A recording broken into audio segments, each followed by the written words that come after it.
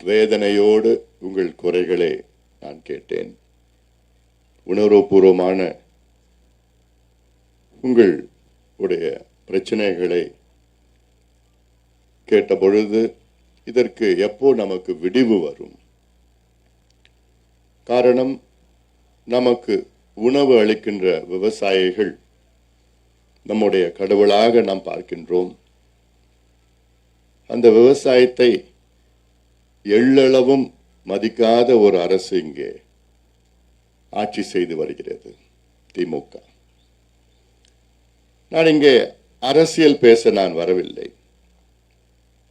இங்கே விவசாயிகள் நீங்கள், உங்களுடைய பிரச்சனை, இப்பொழுது நாம் பேசிக்கொண்டிருப்பது விவசாயிகளுடைய பிரச்சனை, கிருஷ்ணகிரி மாவட்டம்.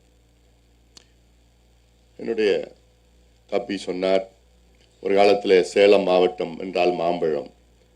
அந்த காலத்தில் 40-50 ஆண்டுகளுக்கு முன்பு சேலம் மாவட்டம் என்றால் சேலம், நாமக்கல், கிருஷ்ணகிரி, தருமபுரி எல்லாம் ஒரே மாவட்டம்.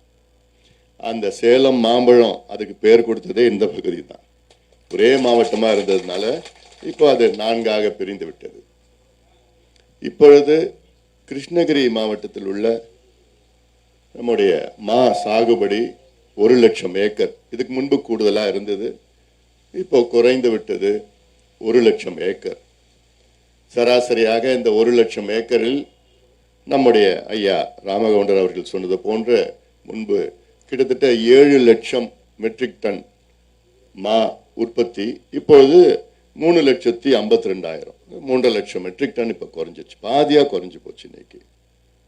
சரி, குறைஞ்சிருக்குது, விலையே கிடைக்குமா? இல்லை.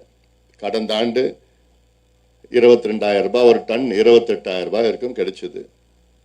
இந்த ஆண்டு 3,500, 3,000, 4,000. இதற்கு இதை கேட்ட உடனே எனக்கு என்னடா இவ்வளோ மோசமா? உடனே முதல் அறிக்கை விட்டது நான் தான்.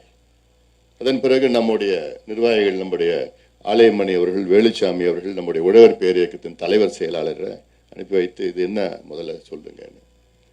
ஆனாலும் இதற்கு தீர்வு வரவில்லை. காரணம், முதலமைச்சர் ஸ்டாலின் அவர்களுக்கோ அல்லது வேளாண் துறை அமைச்சர்களுக்கோ இதற்கு நேரம் இல்லை. இவர்களுக்கு இந்த பிரச்சனையை பற்றி தெரியல. இவ்வளோ குடும்பங்கள், லட்சக்கணக்கான குடும்பங்கள் பாதிக்கப்பட்டிருக்கின்றார்கள். இதில் ஒரு மாஃபியா, ஒரு கார்டல் சொன்னாங்க. 70 தொழிற்சாலைகள் ஒரு காலத்தில் இருந்தது.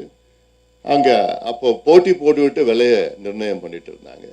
இன்னைக்கு மாஃபியா, பெரிய தொழிற்சாலைகள் 4, சின்னதை ஒரு 10-15 வச்சிருக்கிறாங்க. அவங்களுடைய வேண்டியவர்கள், அவ்வளவுதான்.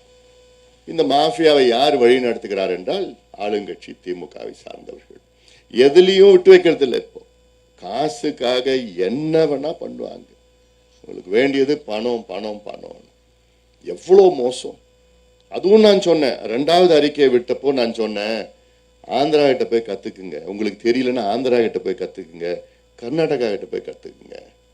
ஆந்திராவில் அங்கே சந்திரபாபு நாயுடு கடந்த ஆண்டே அது செஞ்சிருக்கிறாரு. இந்த ஆண்டும் 4,000 ரூபாய் ஒரு டன்னு மாம்பழத்துக்கு ஊக்கத்தொகை கொடுத்துருக்கிறாரு. அதே வேலையில் இப்போ என்கிட்ட மட்டும் ஆட்சி இருந்ததுன்னா இந்த தொழிற்சாலை 20,000 ரூபாய் கொடு.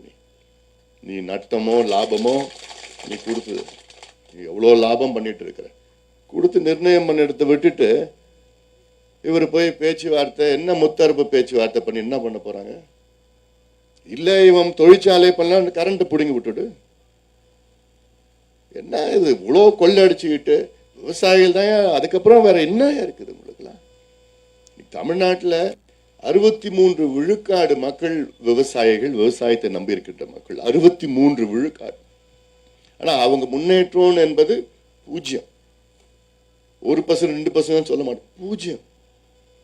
இது இன்னொன்று மிக வேதனையான ஒரு செய்தி என்னன்னா, இந்தியா சுதந்திரம் அடைந்து கிட்டத்தட்ட ஒரு 78 ஆண்டுகள் முடிஞ்சு 79வது ஆண்டு. இந்த 79 ஆண்டுகளில் முதல் முறையாக தமிழ்நாட்டில் இன்னைக்கு வேளாண் துறை வளர்ச்சி -0.5%, முதல் முறையாக மைனஸ்ல போயிட்டு இருக்குது.